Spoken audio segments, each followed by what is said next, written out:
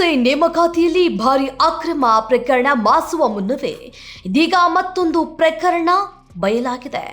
ಇದೇ 23ರಂದು ನಡೆಯಬೇಕಾಗಿದ್ದ ಪಿಎಸ್ಐ ಮರುಪರೀಕ್ಷೆಯ ಪ್ರಶ್ನೆ ಪತ್ರಿಕೆ ಸೋರಿಕೆಯಾಗಿದೆ.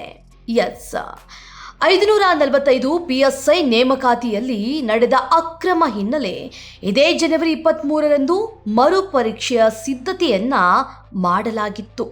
ಆದರೆ ಇದೀಗ ಪ್ರಶ್ನೆ ಪತ್ರಿಕೆ ಸೋರಿಕೆ ಆಗಿದ್ದು ಇಂಟೆಲಿಜೆನ್ಸ್ ವಿಭಾಗದ ಸಬ್ ಇನ್ಸ್ಪೆಕ್ಟರ್ ಲಿಂಗಯ್ಯ ವಿರುದ್ಧ ಆರೋಪ ಕೇಳಿ ಬಂದಿದೆ.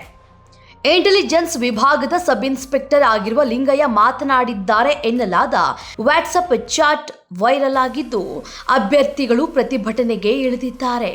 ಇದರ ಬೆನ್ನಲ್ಲೇ ಇದೀಗ ಸಿಸಿಬಿ ಪೊಲೀಸರು ಇನ್ಸ್ಪೆಕ್ಟರ್ ಲಿಂಗಯ್ಯ ಅವರನ್ನ ವಶಕ್ಕೆ ಪಡೆದು ತೀವ್ರ ವಿಚಾರಣೆಗೆ ಒಳಪಡಿಸಲಾಗಿದೆ. ಇನ್ಸ್ಪೆಕ್ಟರ್ ಲಿಂಗಯ್ಯ ಮಾತನಾಡಿದ್ದಾರೆ ಎನ್ನಲಾದ ಆಡಿಯೋದಲ್ಲಿ ಪ್ರಶ್ನೆ ಪತ್ರಿಕೆಯನ್ನ ನಾವೇ ಕೊಡ್ತೇವೆ, ಪೋಸ್ಟಿಂಗ್ ಕೊಡಿಸ್ತೇವೆ ಎಂದಿದ್ದಾರೆ.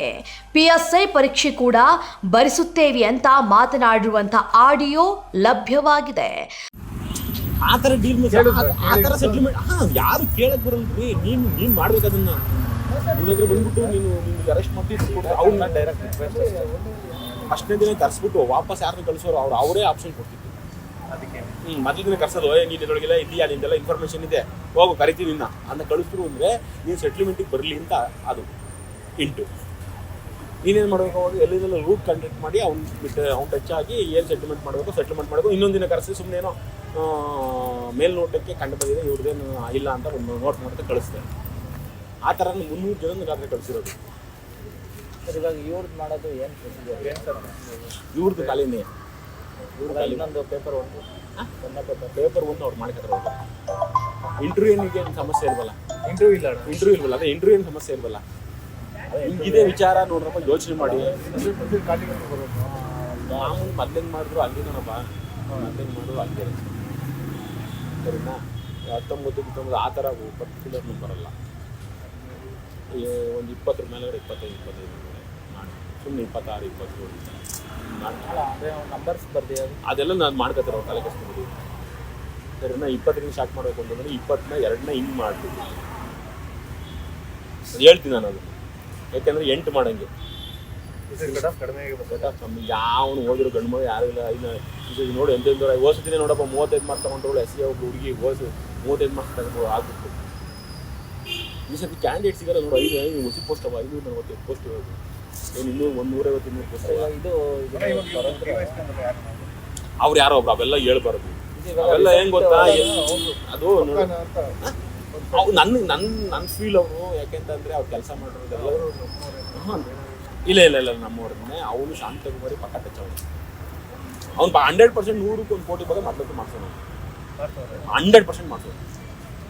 ಯಾಕೆಂತಂದರೆ 100% ಮಾಡ್ಸೋದು. ಈಗ ಅವ್ನಿಗೆ ಹೆಂಗೆ ಮಾಡ್ತಾನೆ ಗೊತ್ತು. ಅವ್ನು ಹೇಳೋದು ಅಷ್ಟೇ, ನಿಮ್ಗೆ ಯಾಕ್ರಿ ಯಾಕೆ ಹೆಸರು ನಿಮ್ಮ ದುಡ್ಡು ಇಲ್ಲಿ ಇಟ್ಟಿರ್ತೀನಿ ಬಂದು ತಗೊಂಡು ಹೋಗಿ. ಜನವರಿ 21 ಕಮರ್ಷಿಯಲ್ ಟ್ಯಾಕ್ಸ್ ಇನ್ಸ್ಪೆಕ್ಟರ್ ಪರೀಕ್ಷೆ ಹಾಗೂ 23ಕ್ಕೆ ಪಿಎಸ್ಐ ಮರುಪರೀಕ್ಷೆಗೆ ಸಂಚು ರೂಪಿಸಲಾಗಿದೆ. ಒಂದು ಹುದ್ದೆಗೆ 80 ಲಕ್ಷ ಡಿಮ್ಯಾಂಡ್ ಮಾಡಲಾಗಿದೆ ಅಂತ ಉನ್ನತ ಮೂಲಗಳು ತಿಳಿಸಿವೆ. ಏನಂದರೆ ಈಗ 21ನೇ ತಾರೀಕು CTE ಎಕ್ಸಾಮ್ಸ್ ಇದೆ, ಅದು KPSC ಕಂಡಕ್ಟ್ ಮಾಡೋದು. 23ನೇ ತಾರೀಕು KSP ಕಂಡಕ್ಟ್ ಮಾಡೋದು. 545 ರೀ ಎಕ್ಸಾಮ್ಸ್ ಆಗ್ತಾ ಇರೋದು. CTE 1,60,000 ಜನ ಎಕ್ಸಾಮ್ಸ್ ಬರೀತಾ ಇದ್ದಾರೆ. PSI ರೀ ಎಕ್ಸಾಮ್ಸ್ 54,000 ಜನ ಎಕ್ಸಾಮ್ಸ್ ಬರೀತಾ ಇದ್ದಾರೆ. ಈ ಒಂದು ಏನು ಲಿಂಗಯ್ಯ ಅನ್ನೋ ಒಂದು ಸಬ್ ಇನ್ಸ್ಪೆಕ್ಟ್ರು ಒಂದು ಆಡಿಯೋ ಮತ್ತು ಏನೊಂದು ಪವನ್ ಮತ್ತು ರಜತ್ ಅಂತ ಇಬ್ಬರು ಸ್ಟೂಡೆಂಟ್ಸು, ಅಂದರೆ ಅವ್ರದ್ದು ಚೈನ್ ಲಿಂಕ್ ಇದೆ. ಬರೀ ಅವ್ರ ಇಬ್ಬರಲ್ಲ, ಅವ್ರ ಮೇಲೆ ತನಿಖೆ ಮಾಡಬೇಕಂತ ನಾವು FIR ಕೊಟ್ಟಿದ್ದೀವಿ. ಅಖಿಲ ಕರ್ನಾಟಕ ರಾಜ್ಯ ವಿದ್ಯಾರ್ಥಿ ಸಂಘದ ಏನಿದೆ ಎಲ್ಲ ಸ್ಟೂಡೆಂಟ್ಸ್ ಪರವಾಗಿ ಒಂದು ಕಂಪ್ಲೇಂಟು ಲಾಡ್ಜ್ ಮಾಡಿದ್ದೀವಿ. ಇವಾಗ ಆ ವ್ಯಕ್ತಿನ ಇಮಿಡಿಯೇಟ್ ಅವನ್ನ ಹಿಡ್ಕೊಂಡು ಆಕ್ಷನ್ ತಗೋಬೇಕು, ತನಿಖೆ ಮಾಡಬೇಕು. ಯಾವಾಗ ಆಗಿದೆಯಲ್ಲ ಕಮ್ಯುನಿಕೇಶನ್? ಅವನು ಮುಂಚೆಯಿಂದ ಎಲ್ಲ ಆಗಿದೆ ಸರ್. ಎಷ್ಟು ದಿನದಿಂದ, ಎಷ್ಟು ತಿಂಗಳಿಂದ? ಮಾಧ್ಯಮದವ್ರು ಏನ್ ಕೇಳ್ತೀರಾ ಅಂದ್ರೆ ಪ್ರೂಫ್ ಕೇಳ್ತೀರಲ್ವಾ? ಅಲ್ಲ ಎಷ್ಟು ದಿನದಿಂದ ನಡೀತಿರೋದು ಅಂತ ಕೇಳಿದ್ರು. ತುಂಬಾ ದಿನದಿಂದ ಆಗಿದೆ ಸರ್. ತುಂಬಾ ದಿನ ಅಂದ್ರೆ 1 ತಿಂಗಳು ಮುಂಚೆನೆ ನನಗೆ ಇನ್ಫಾರ್ಮೇಶನ್ ಬಂದಿತ್ತು. ಅವಾಗ ಕೊಡ್ಲಿಲ್ಲ ಯಾಕೆ ಅಂತ? ಸರ್ ಅದು ಪ್ರೂಫ್ ಇಲ್ಲ ಸರ್. ಇವಾಗ ಪ್ರೂಫ್ ಇಲ್ಲ ಅಂದ್ರೆ ನಾನೇ ಒಂದು ಫಾರ್ ಎಕ್ಸಾಂಪಲ್ ಯಾವುದೋ ಒಬ್ಬ ಅಧಿಕಾರಿ ಇರ್ಬೋದು, ಬೇರೆಯವ್ರ ಹತ್ರ ಕರಪ್ಷನ್ ಆಗ್ತಾ ಇದೆ, KPSC ಚೇರ್ಮನ್ ಹೇಳ್ತಾ ಇದ್ದೀನಲ್ಲ, ಅಧ್ಯಕ್ಷರು ಸಾವುಕಾರ ಶಿವಶಂಕರಪ್ಪ ಕರಪ್ಷನ್ ಮಾಡ್ತಿದ್ದಾರೆ ಅಂತ ಹೇಳಿದ್ರೆ ನೀವು ಪ್ರೂಫ್ ಕೇಳ್ತೀರಾ? ನಾನು ಅವ್ರನ್ನ ಕಂಪ್ಲೇಂಟ್ ಕೊಟ್ಟರು, ನಾನು ಕಂಪ್ಲೇಂಟು ವಿಧಾನಸೌಧ ಪೊಲೀಸ್ ಸ್ಟೇಷನ್ ಏನಿದೆ, ಇನ್ಸ್ಪೆಕ್ಟರ್ ಕುಮಾರಸ್ವಾಮಿ ಅವ್ರ ಹತ್ರ ಆ ಕಂಪ್ಲೇಂಟ್ ತೊಗೊಂಡೋಗಿ ಕೊಟ್ಟರೆ ಈ ಥರ ಅವರು ಕರಪ್ಷನ್ ಮಾಡ್ತಾ ಇದ್ದಾರೆ ಅಂದರೆ ಅವ್ರು ನನ್ನನ್ನು 6 ದಿನ ಜೈಲಿಗೆ ಕಳಿಸ್ತಾರೆ. 6 ದಿನ, ಅದು ಫ್ರೈಡೇ 12ನೇ ತಾರೀಕು ಫ್ರೈಡೇ ಸಂಜೆ ಮಧ್ಯಾಹ್ನ ಅರೆಸ್ಟ್ ಮಾಡಿ ನನಗೆ KPC ಬೋರ್ಡ್ ಮುಂದೆ 4 ದಿನ ರಜಾ ಇರುತ್ತೆ. 6 ದಿನ ನಾನು ಜೈಲಲ್ಲಿದ್ದು ವಾಪಸ್ ಬರ್ತೀನಿ ಅಂದರೆ ಯಾಕೆ ಅಂತ ಹೇಳಿದ್ರೆ ಈ ಕರಪ್ಷನ್ನು ನನ್ನ ಮುಂದೆನೇ ಮಾತಾಡಿದ್ದಾರೆ ಅವ್ರ ಜೊತೆ. ಆ ಒಂದನ್ನು ಕೇಳಿಕೊಂಡು ನಾನು ರಾತ್ರಿಯೆಲ್ಲ ನಿದ್ದೆ ಮಾಡಿಲ್ಲ. ನೆಕ್ಸ್ಟ್ ಡೇನೇ ಹೋಗಿ ನಾನು ಅವರಿಗೆ ಕಂಪ್ಲೇಂಟ್ ಲಾಡ್ಜ್ ಮಾಡ್ತೀನಿ. ಆದರೆ ಅವ್ರ ಕಂಪ್ಲೇಂಟ್ ತೊಗೊಳಲ್ಲ. ನನ್ನ ಇದೇ ಕೇಸು ಸರ್, ಇದೇ ಹೇಳ್ತೀನಿಲ್ಲ, ಕೇಳ್ತಾ ಇರೋದು ಪ್ರೂಫ್ ಕೇಳಿದ್ರಿ. 1 ತಿಂಗಳಿಂದ ಇದು ಆಗ್ತಾ ಇದೆ. ಅವ್ರು ಯಾಕೆಂದರೆ ದುಡ್ಡು ಕೊಟ್ಟು ಬಂದಿರೋದ್ರಿಂದ ದುಡ್ಡನ್ನ ರಿಟರ್ನ್ ಮಾಡ್ಕೊಬೇಕು. ಪ್ಲಸ್ ಅದಾದರೆ ಈ ಏನು ಒಂದು ದಿಂಗಯ್ಯ ಅನ್ನೋದಿದ್ದಾರೆ ಅವ್ರದ್ದು ಚೈನ್ ಲಿಂಕ್ನ ಇಮಿಡಿಯೇಟ್ ಎನ್ಕ್ವೈರಿ ಮಾಡಿ 21ನೇ ತಾರೀಕು ಏನು CT ಎಕ್ಸಾಮ್ಸ್ ಮತ್ತು 23ನೇ ತಾರೀಕು ಎಕ್ಸಾಮ್ಸ್ ಇರೋದು ಪೋಸ್ಟ್ಪೋನ್ ಮಾಡಲೇಬೇಕು.